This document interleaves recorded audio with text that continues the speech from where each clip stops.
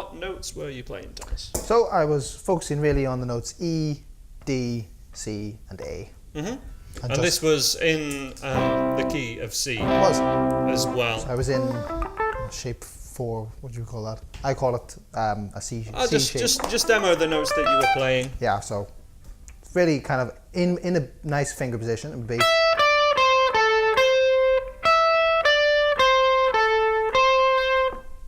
There's those.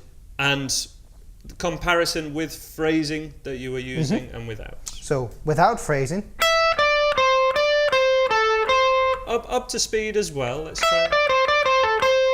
Which is okay. Ooh. Well, hey, you can't help it. Add those No, little you can't slides help. in, can you? Which we didn't talk enough about, but never mind. Let's keep on topic. So, and you know, it's okay. But then with Comparison the phrasing. with phrasing. Absolutely. And just detailing the exact phrasing that you're using, you've got a string bend.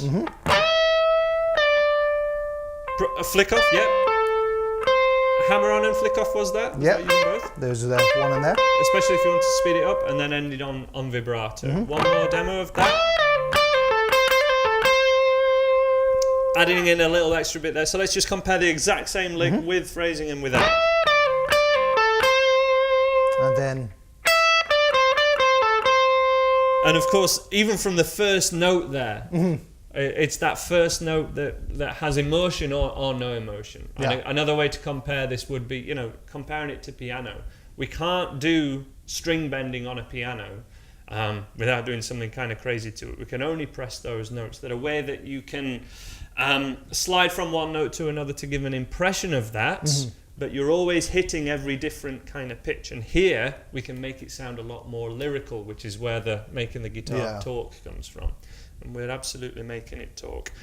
All of that will be tabbed out on the website, but it was really just that one lick, and really even that first note, as opposed to just hitting it flat, is the thing to take from this. And especially if you're staying on any notes. If one note lasts longer, you never really want to just do that. You want to either give it vibrato or bend up to it. And if it's the faster sequence of notes, it can be an option to always try and use hammer-ons and flick-offs. It doesn't have to be the case.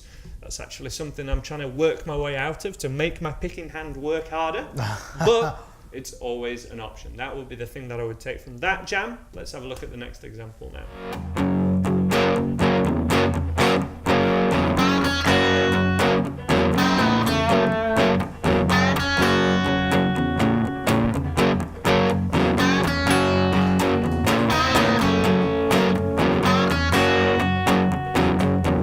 All right. Nice.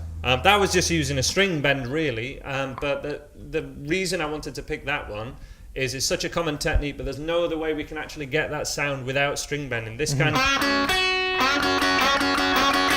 You basically can't emulate that on most other instruments. No. You can't sing that line and make it sound like that.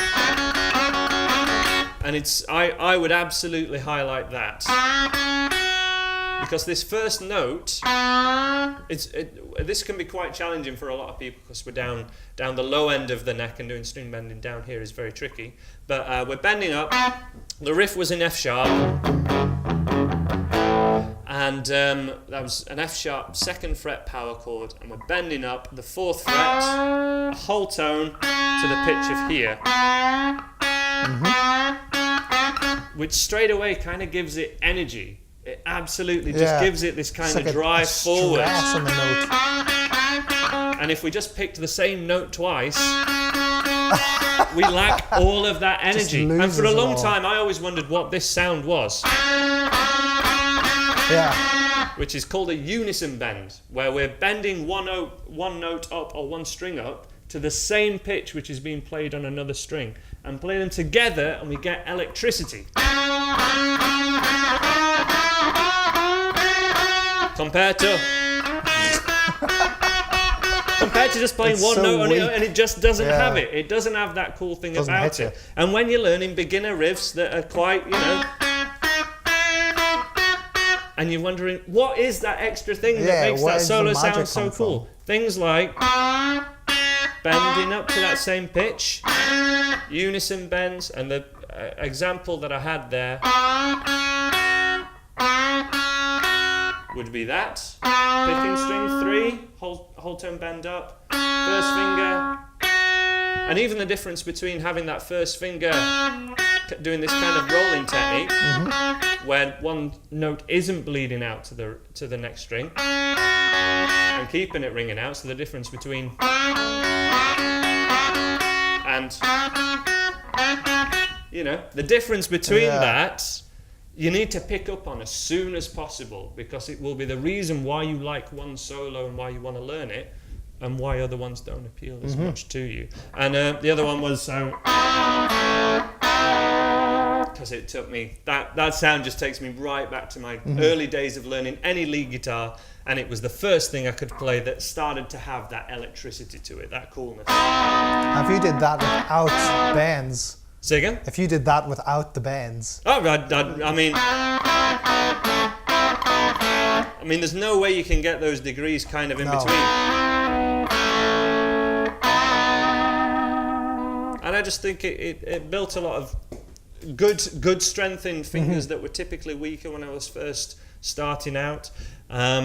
Over-reliance on it can lead to a lot of bad habits as well, as can any kind of phrasing. Just spending day after day in a whole practice routine just string bending. Be cautious of doing that for sure. We need to, and the hammer-on kind of exercises that we do, don't ever just do that. This is something that wants to be kind of not even 10 minutes really, just 5 minutes of focus out of a half an hour or an hour practice routine, and you'll be amazed how much knock-on effect it has for the rest of everything that you play, because you're suddenly paying attention to the right things. So they were our couple of suggestions of how to sound better, play better, and essentially focusing on phrasing, which is something that you can work on no matter what your level is. Thank you so much for watching this episode. Remember, you can check out all the tabs of everything that we've covered here in a bit more detail and more technique lessons on both our websites, Andy Guitar and the Your Guitar Academy website.